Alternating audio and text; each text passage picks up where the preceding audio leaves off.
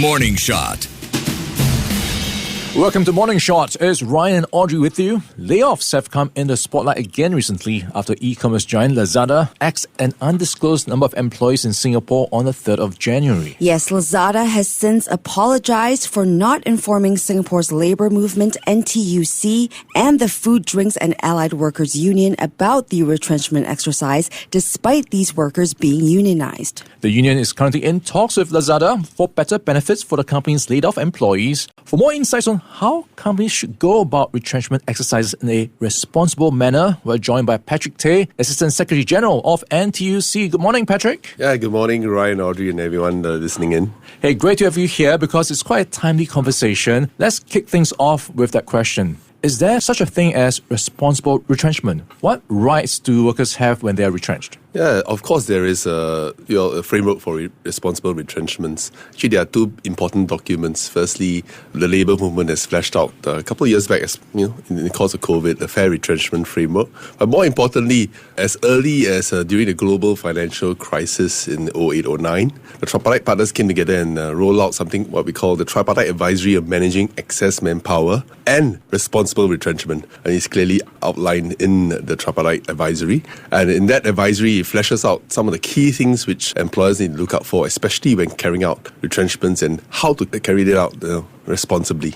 Yeah, let's talk about that, Patrick. It'll be helpful if you provide a bit more context on the process. Can you walk us through these steps companies should take before a retrenchment exercise? And is there any case where companies are allowed to skip informing the union in advance? Yes, so let me kind of draw a dichotomy between unionized companies and non-unionized companies. In unionized companies, it's governed by the Industrial Relations Act, meaning the union is being recognized by the company. And there's usually a collective agreement. A collective agreement is a word of court, and it fleshes out key terms of employment and something that where the union collectively bargain on behalf of the workers and members. So in most instances in collective agreements, there is a clause within it to stipulate a notice period whenever companies carry out retrenchment exercises, usually a month before even employees are being notified.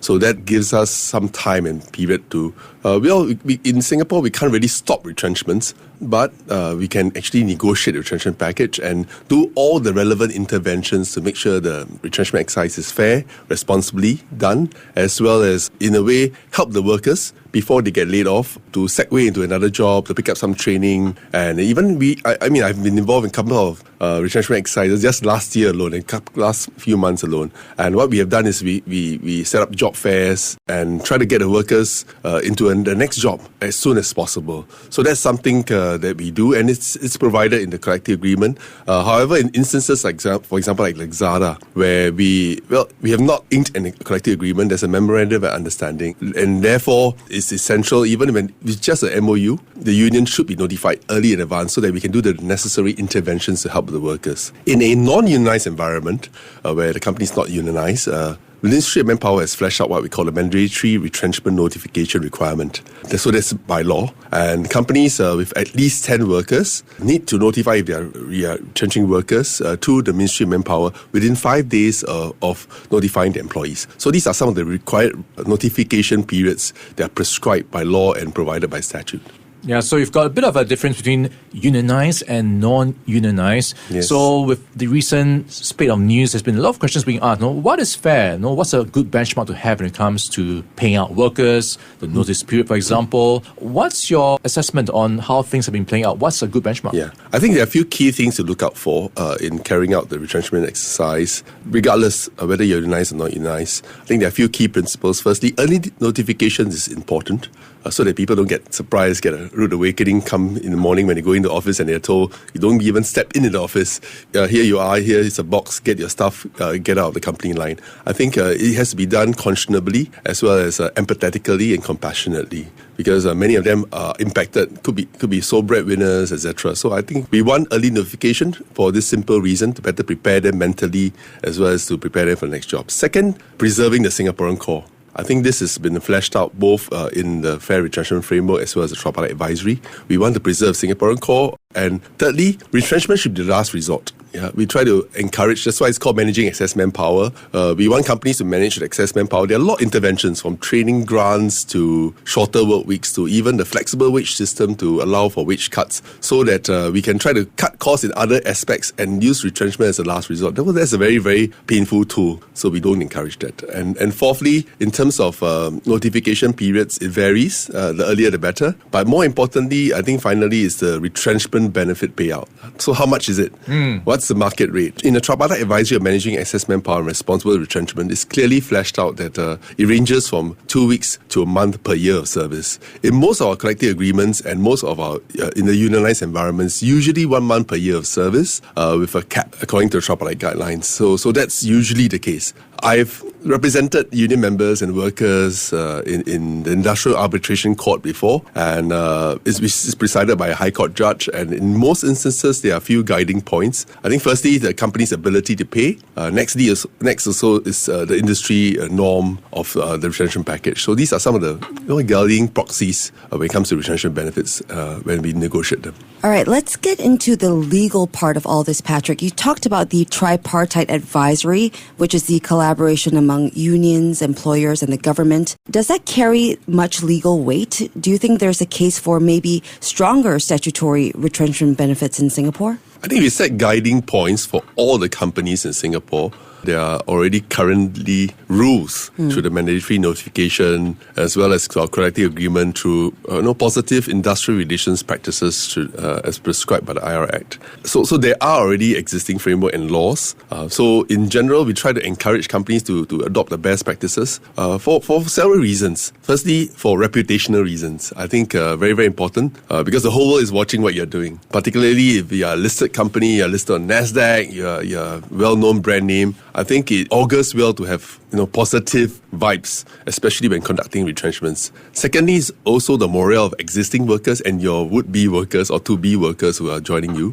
I think people are watching employers, through Glassdoor and many other platforms, to see whether you are doing it responsibly, and not just responsibly and fairly, but also progressively. I think would-be employers and current would-be employees and current employees are looking out for that, and therefore whatever you do or act will have ramifications in other forms and ways. Yeah, Patrick, I think that's an often overlooked point, right? The existing employees are watching closely. A lot of people are watching how this is being handled, and it will have an impact on morale. Now, looking at some of the terms, or at least the practices that you're encouraging, is to notify earlier. So you mentioned that it's good to have this in practice early because you can then step in some form in terms of support, and you actually have job fairs that you can bring to some of these affected companies. Yeah, that's right. I personally handled quite a number of these retrenchments, including the past year in 2023 in the electronic sector. Some of these companies are very progressive. They inform sometimes even a year in advance. There are instances where companies inform a year in advance that there's a slowdown, there's a decision that we may be offshoring, there may be a decision that we are shutting down. So you'd be surprised. I've seen throughout the past 2 decades some of these retrenchments that are carried out with early notification, with very close relationship and negotiation with the unions. We are here. Not to make life difficult for employers, but essentially partner employers. If you notify us early, we'll try to partner you to make sure that things will be seamlessly and smoothly carried out. So that's what happened in number of companies. We had early notification. We could arrange job fairs together with our Employability Institute, E2I for short, and even bring other prospective employers in adjacent companies and sectors to the company line where the workers are, to conduct interviews and flesh out job vacancies in other sectors or within adjacent sectors. So we have successfully done that in many instances, and where sometimes there's a gap, for example, a skills gap. We encourage them to tap on, through our company training committees and the various grants, to undergo some form of training even before they leave the company, so that it makes the whole process easier, so that they can be gainfully employed and be employable at the same time when they are retrenched. So you mentioned, Patrick, before that retrenchment exercises should be a last resort, right? Yes. More often than not, though, it's likely that the organization that is doing the cuts, they're doing it to cut costs. Maybe they aren't faring well financially. So realistically, how much can the companies, support retrenched workers, and what alternative avenues should these workers explore? Yes. So, retrenchment, we tell them, is the last resort. Try to, manage your costs. Do all ways to cut your costs. But, our mantra is always, cut costs to save jobs, not cut jobs to save costs. So, we, try to lower your costs in whatever you can, in whatever ways you can. If really you're unable to do that, you need to conduct retrenchments. Do it. But if you don't have sufficient resources to do some of these, as I shared earlier, some of these job fairs, training grants to help workers are nationally supported trainings, including supported by NTUC, the labour movement. So we have a lot of support, and all these are provided almost free of charge to companies for them to tap on and to utilize.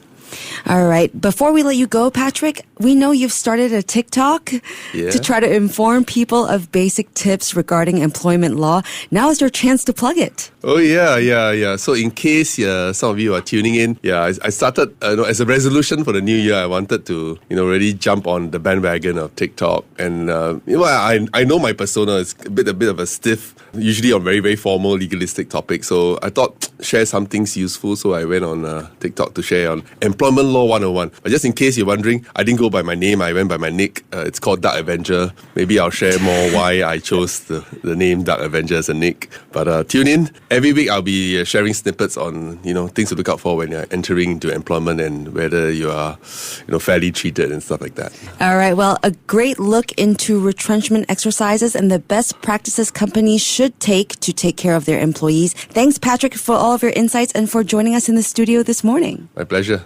Cheers. We've been speaking with Patrick Tay. He's the Assistant Secretary-General of NTUC. More to come on The Breakfast Show. Keep it here on Money FM 89.3.